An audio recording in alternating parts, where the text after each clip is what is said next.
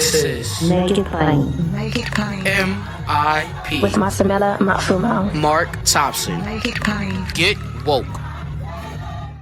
Election Day is Tuesday, November 5th. Now is the time to make a plan. Whether you plan to vote absentee by mail, in person at your county auditor's office before Election Day, or at your polling place on November 5th, it's important you take steps now to make your plan at voterready.iowa.gov. Remember, Election Day is Tuesday, November 5th. Find more info at voterready.iowa.gov. This message is presented by the Iowa Secretary of State.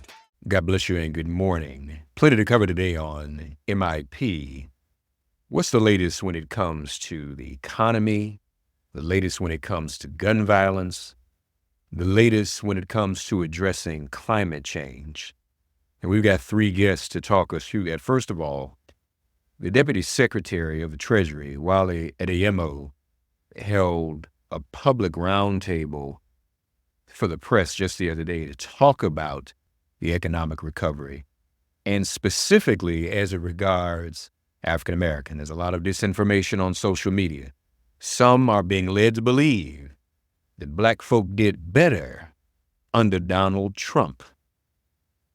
The Deputy Secretary explodes that myth. We'll hear from him first, followed by the Deputy Director, the OG of the White House, OG VP, the Office of Gun Violence Prevention. That would be our dear brother, Greg Jackson. He's going to talk about the progress that the White House Office on Gun Violence Protection has made in its very first year. And then lastly, what progress is being made to address the climate and climate change and to address the environment. Lastly, this morning, we'll hear from the Environmental Protection Agency Administrator, Micheal Regan. But first, the Deputy Secretary of the Treasury on the economy, and particularly the economy when it comes to African Americans. Wally Adeyemo. We're at an interesting moment in the economic recovery. As we're seeing interest rates start to come down, we're accomplishing something that few people thought was possible, and that was seeing us bring down inflation while also keeping the labor market very strong. And the reason this is possible is because of the policy choices the president and the vice president have made. And a big driver of the economic success we've had has been the Black economy, which recovered faster from the COVID-induced recession than it had from any recent recession. And you've seen unemployment go from 17% for the Black unemployment to record lows for the Black community because of investments like the American Rescue Plan, but also the Inflation Reduction Act, the CHIPS and Science Act, and also what we've done through the IRA. That's partially why we've seen Black small business growth double over the course of this administration. We've seen Black wealth increase from an extremely low base, 60%. And a big driver of that increase in Black wealth was the value of housing, which is critical to Black America in terms of being able to build wealth, is being able to also own a home. High interest rates, of course, made that unaffordable for too many Americans. As interest rates come down, it puts more Americans in a position to buy homes. It's something the vice president knows, that in order for us to put people of color, namely Black Americans, in a position to buy a home, we've got to build more housing in this country. That's why they've supported initiatives to increase the low-income housing tax credit, which is tied to building more affordable housing in this country in order to bring down the cost of housing for all Americans. We know that despite the progress we've made in terms of record numbers of jobs created, more than 16 million, and the record number of small business started, which is 19 million last counted, we know that there's still more that we need to do to bring down costs for the American people. That includes the cost of gas, which has come down from a peak of over $5 a gallon after Russia invaded Ukraine to, in some parts of the country, nearly $3 a gallon because of the actions the president and vice president have taken to use the Strategic Petroleum Reserve, but also to make investments in clean energy, which means that people don't need to use fossil fuels less and puts us in a position where we have greater energy independence in this country. But for Black America, in addition to creating good jobs, we've also made sure that we've brought down the cost of healthcare, with 1.7 million more Black Americans using the Affordable Care Act today than they were prior to this administration. And with the administration taking steps to cut hundreds of millions of dollars worth of premiums and insurance premiums that Black Americans and Americans of all stripe pay in order to make sure that healthcare is more affordable going forward. That includes cutting the price of insulin to $35 and capping the amount people need to pay for Medicare going forward. And we know that for small businesses, and I know this personally because I've traveled with the vice president to places like Durham, but also visited Black small business owners in places like Memphis.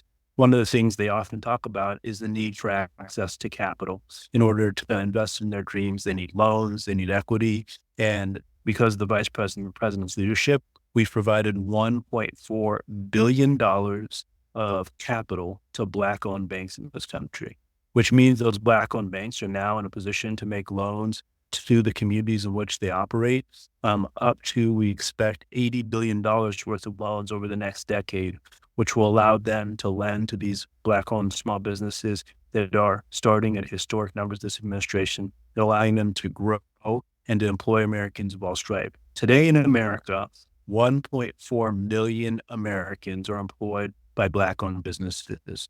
Our goal is to make sure that that number grows so that we're building an economy that works for everyone. Election Day is Tuesday, November 5th. Now is the time to make a plan. Whether you plan to vote absentee by mail, in person at your county auditor's office before Election Day, or at your polling place on November 5th, it's important you take steps now to make your plan at voterready.iowa.gov. Remember, Election Day is Tuesday, November 5th. Find more info at voterready.iowa.gov. This message is presented by the Iowa Secretary of State. Ladies and gentlemen, the Biden-Harris administration is the very first administration to establish a White House Office of Gun Violence Prevention. And here with us now, our dear brother, who could not have been a better pick to really run this office and to be there involved in it than someone who's been advocating for an end to gun violence and one who's also been a victim of gun violence himself. And we acknowledge this 1-year anniversary of the Office of Gun Violence Prevention with our dear brother, Greg Jackson. Greg, how are you, man? Happy 1-year anniversary. Thank you. I'm doing great. We, as the president says, we're running through the tail, spurting as hard as we can. But I'm doing well. How about yourself? I'm good, brother. And it's good to have you. So you've been there for a year. First of all, the magnitude of this even being established in the first place. Never been nothing like this. No, I mean, this is the first of its kind. And, the president really created this office because, we had moved forward 40 executive actions. He had passed the first law of gun violence in 30 years. And with $30 billion now being made available for public safety and over a dozen different major policy actions to implement, he needed a team to expedite it, to get it done right.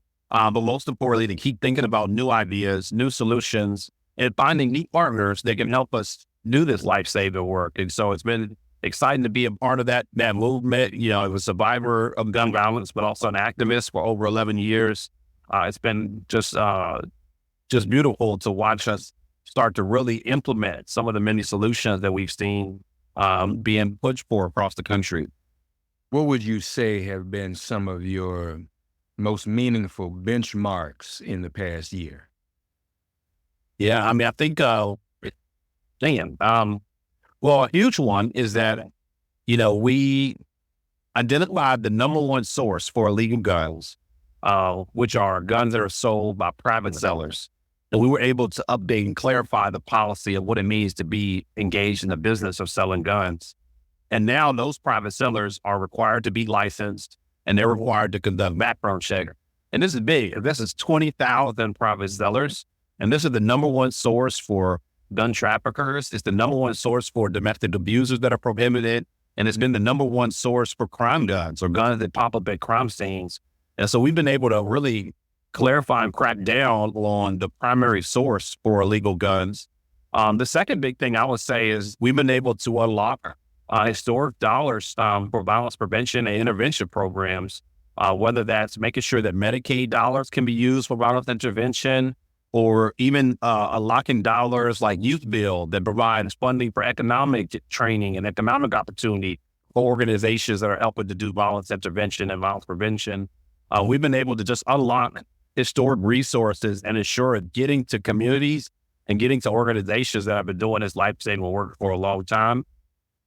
And I think one other thing is, we've been able to build the first ever gun violence emergency response team. And in the past, the federal government would show up, depending on how many cameras were there.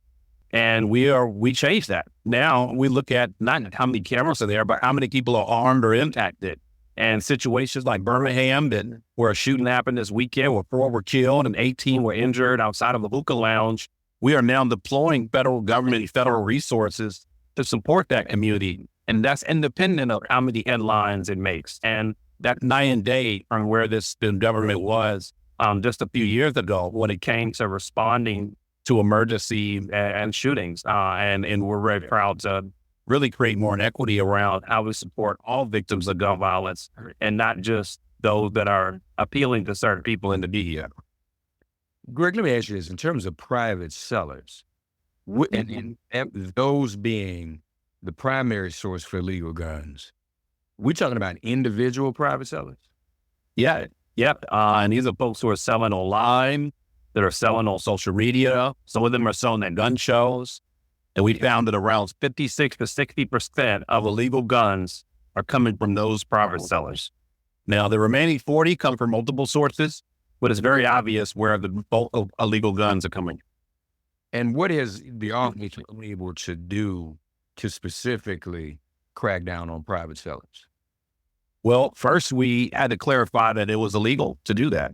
And frankly, prior to this administration and our team being in place, a lot of those sales were not illegal. It wasn't illegal to, sell, a couple Glocks here, a couple Glocks there, a couple handguns here, a couple handguns there. But we know you couldn't get away with that in so many other industries. And so, first of all, we had to make sure that people know it was legal. And now we're starting to crack down on that with leadership from the ATF. And they're finding those private sellers and they're able to apply federal charges. We've also been able to shut down dealers who make those violations. To date, we've shut down over 490 gun dealers because of violations. And prior to this administration, the previous administration only shut down 4. So just to show you, that's a huge expansion of how many sellers that we're able to crack down on and hold accountable that we know are putting guns in the hands of those who are causing crime.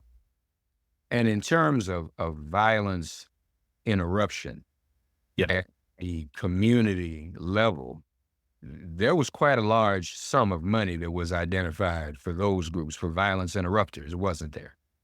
Definitely. So just starting first with COVID relief funds and the American Rescue Plan, about 15 billion of those dollars went to public safety. Our estimate is around 2 billion of those went directly into community-based violence intervention programs. The Bipartisan Safer Communities Act had funding in there for community violence intervention programs. And to date, we funded over $400 million directed to programs. And this, this is real. I mean, this is the difference between an organization having 2 or 3 part-time employees to opening an office and having a team of 10 or 20.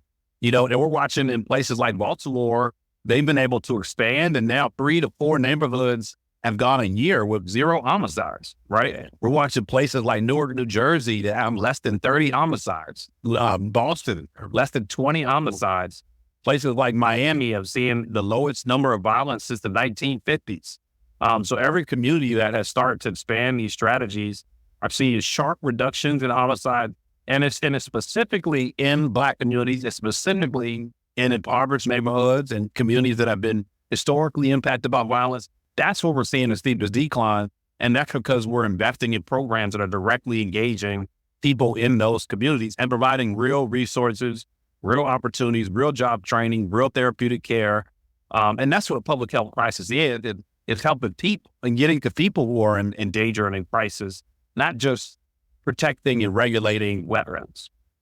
And this most certainly is. Anybody who thinks this is not a public health crisis is kidding themselves. Is there anything in the months remaining, just a few months before January 20th? Is there anything you'd like to see this office get done? Is there anything else the office can get done before January 20th when a new administration comes in? And well, let me be clear, we hope that it's the person in the administration who oversees your office currently. That would be Vice President Harris. I'll ask you about that in a minute. But first, and another administration is another administration, no matter who it is. Yes, sir. You want to reach the benchmarks you want to reach before that the current administration retires. Are there other benchmarks you can achieve? Yeah. So here's a couple of big things we're working on now. One is we are working to enhance how data is tracked federally on the issue of gun violence. And specifically, we want to start capturing injury data.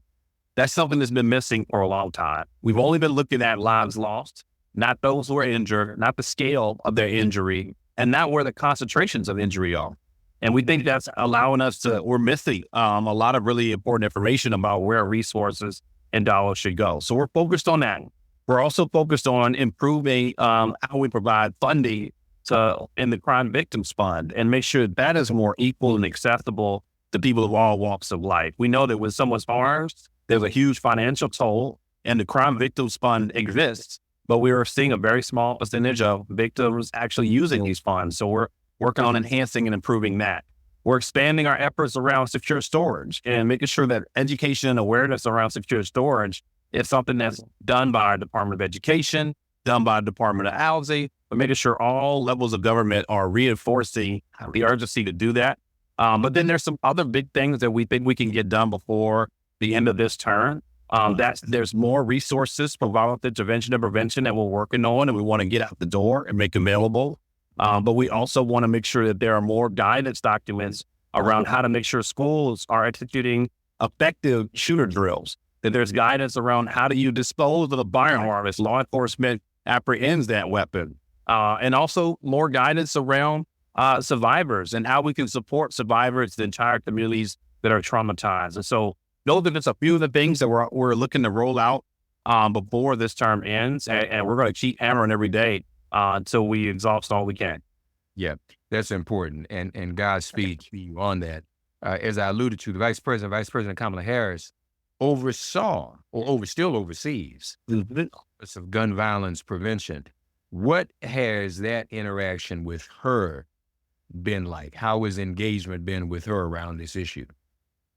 You know, it's been amazing because she has been a fierce leader in this space. Our first event was in Charlotte, North Carolina, where we talked about secure storage and investing in youth mental health resources. And she sat down with young boys and girls who had directly lost loved ones and heard from them about what could be done differently. You know, when she heard about the issue of school shootings and how devastating it was in Florida and Parkland, we went down as a team and we walked through the hallways of that school with blood still on the walls, with bullet holes still in the ceiling, with dust still on the floor. And we walked through all three levels and saw that carnage directly hand to hand with the families. And we did that with no cameras. That was the vice president with the families, with the school leaders, and with our team, just learning about what happened here and what could be done differently. And that mentality is what she's brought forward every step of the way. I mean, when she met with Quavo and he shared the concerns, but he also shared his ambition to provide more resources for at-risk youth and violence prevention programs, she said, hey, I'll be there when you launch it. And when he launched it in Atlanta, she flew down, we flew down, and we stood there with Quavo as he announced those. And so that's a big thing that we've seen from her leadership, that she's very hands-on, but she's also very willing to dig in, to learn the lessons, to take the hard beatings, to, experience the tough parts of this work, but also to be a strong voice for the change and progress that we want to see. So it's been inspiring. She's also keeps it light. She play a few pranks on us and keeps us from getting too worked up on this issue, but she's been a joy to work under and serve. Outstanding. Well, hopefully that service will continue. We need this office. Greg is a part of the administration, so he can only act in his nonpartisan capacity. But he did allude to what happened in the previous administration, and that is the administration that will return. And there was not, first of all, no administration has ever had an Office of Gun Violence Prevention, ever. So this is important, the work they're doing, and we need to take it much more seriously. My brother, congratulations, happy anniversary. Thank you for all your hard work and your dedication. And as I always say, folks, if you want to know before my hair turned white what I look like, just Google Greg Jackson's picture. Am I right, brother? Wait, I'll take that as a compliment. We about to sit. So you want to see what I look like if y'all want to go back there, and that'll make me a little so you can just imagine what I used to look like. Look up Greg, and that's me. All right. I'm saying no. My brother, I appreciate you as always, my friend, and thank you. And let me say this is important. Greg was in the streets, y'all. He was an organizer around these issues. Also says a lot. A lot of times folks get picked who are lifelong bureaucrats or whatever. Greg was an activist in the street and a victim. He was shot. So it was very meaningful. And somebody got it right. We didn't have to pressure and march. They knew who Greg was. He made himself known. He was very active in the community, and he was chosen. And there was no one better, no one more. We talk about impacted people. No one more impacted than our brother, and able to speak on behalf of so many of us who have been impacted by gun violence. And these days, who of us has not been impacted by gun violence in some way? Nowadays, we're only one person removed. All of us now know someone who has been a victim of gun violence if we've not been a direct victim ourselves. The Deputy Director of the White House Office on Gun Violence Prevention, the WHOGVP Deputy. There it is. Thank you.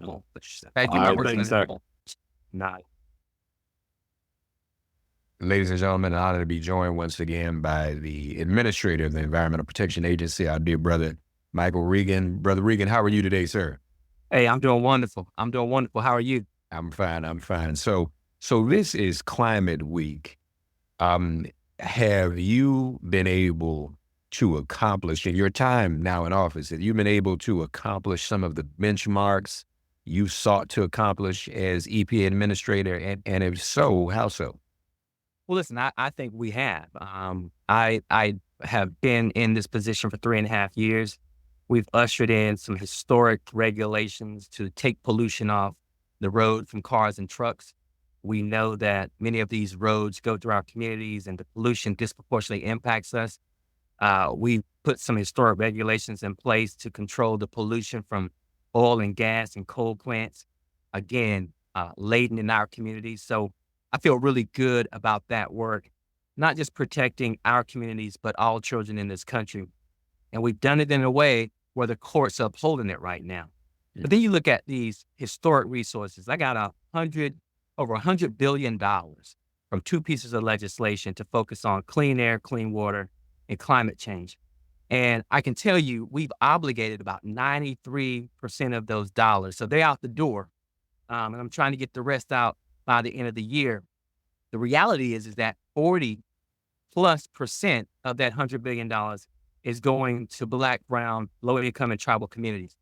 So I feel really good with answering this question as a yes. We are making strides. We're making our way. But as you know, there's always more work that needs to be done. Yeah. Now, you mentioned what some of the courts are upholding, but we did we not have a setback with the Supreme Court ruling this summer, right? That was the good neighbor rule. Yes. Yeah, we've had a couple of setbacks with the Supreme Court. I don't pretend that the Supreme Court has been generous or friendly with EPA. And what they've done, in my opinion, is impeded progress, because much of the progress I made with many of those regulations, I did it in concert with talking with industry and looking at how we could use the latest and greatest technologies. It's pretty simple.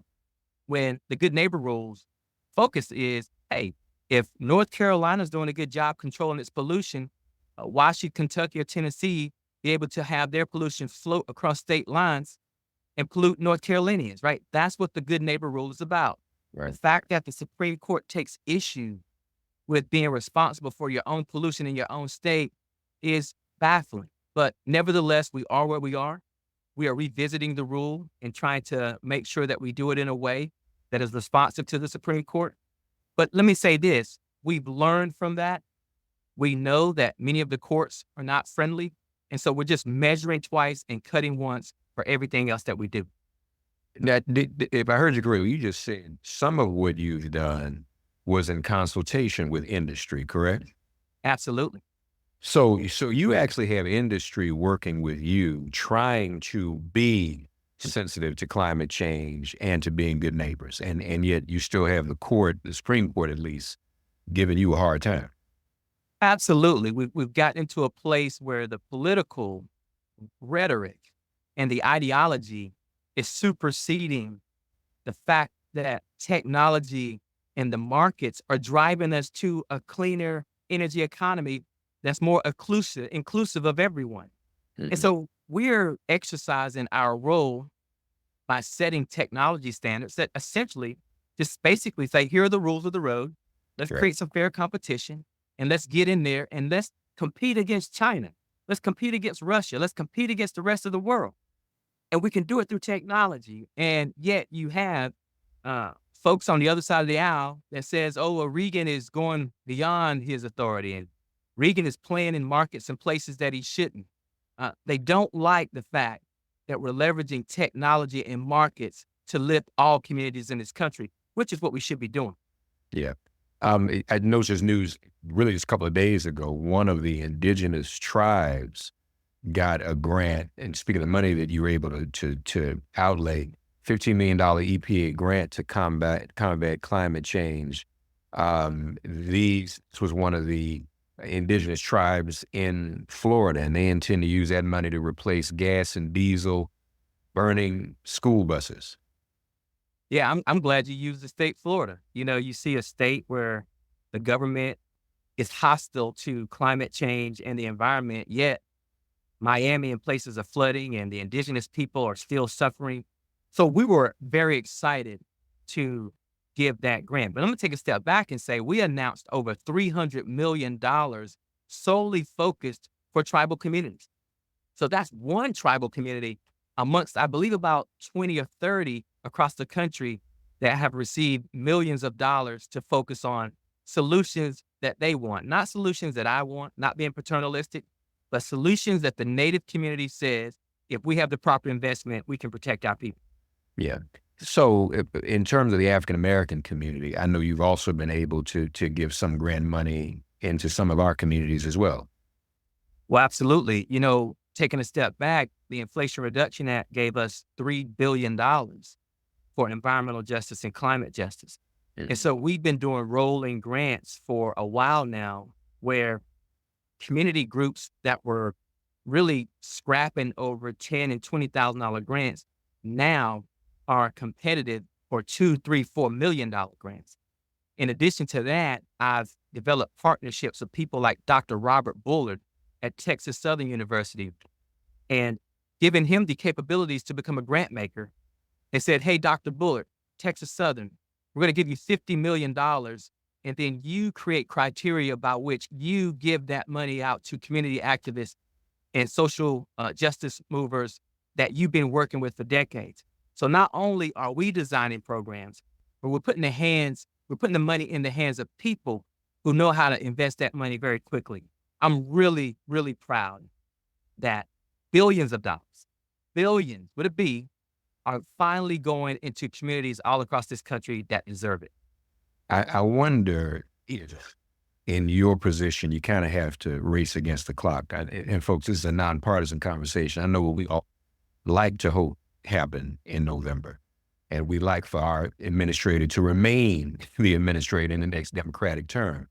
But the reality is we're in this administration now. We don't know what's going to happen. With those dollars you have left, are you trying, brother, really to get as much of that money out the door and into the hands it needs to get into just in case?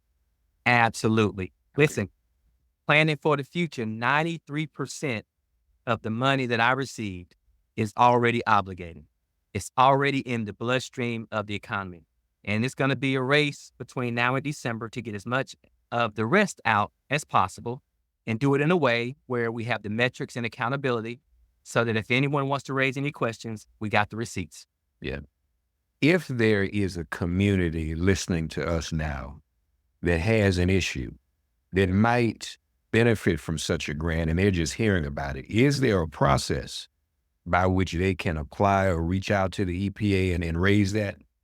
Absolutely. You know, they can go to www.epa.gov right now. The environmental justice work is prominently featured on our main page. They can click and that information is at their fingertips. And lastly, brother, we've kind of talked about the micro here in America, but we know this climate change piece is a global issue. What are your thoughts about where the world stands on addressing climate change? How much of a role is and can the United States play to try to reverse the inevitability of some of the disasters that are forthcoming? Listen, I've been in this job for about 3.5 years, and I think I've been to 13 or 14 different countries. I've met with my counterparts and ministers all across the globe. We absolutely play a leadership role. President Biden said from day one, we're back on the international stage leading on climate. And with these historic investments that we've gotten going, the world is paying attention. The world is focused. You know, I was in Ghana and Mozambique earlier this year looking at recycling programs and energy efficiency programs and solar and storage programs. There are huge opportunities to help with our intellectual capital as well as partnerships to make sure that the rest of the world is moving right along with us. Indeed. The administrator of the Environmental Protection Agency, Micheal Regan, here with us. My brother, congratulations on all the work you're doing. Thank you for that update and that report, man. Hey, thank you for having me, and thank you for what you do, man. Really, really appreciate you. Yes, sir. All right. Thank you, brother. Take care. Good to see you, man. All right. Good to see you too. Looking forward to the next time. Yes, sir. Okay, doctor. All right. Bye-bye. Thanks for getting woke and listening to Make It Plain. As always, perform an act of kindness on behalf of an elder or young person. Write a letter to a sister or brother who just so happens to find her or himself incarcerated. Offer libations to the ancestors upon whose sturdy shoulders we all now stand. And above all, give thanks to the God of your understanding by whatever name you call her and him. All God asks of us is that we give each other love. Thanks for giving MIP love. And please remember to subscribe and give us a 5-star rating. If all hearts and minds are clear, it has been made plain.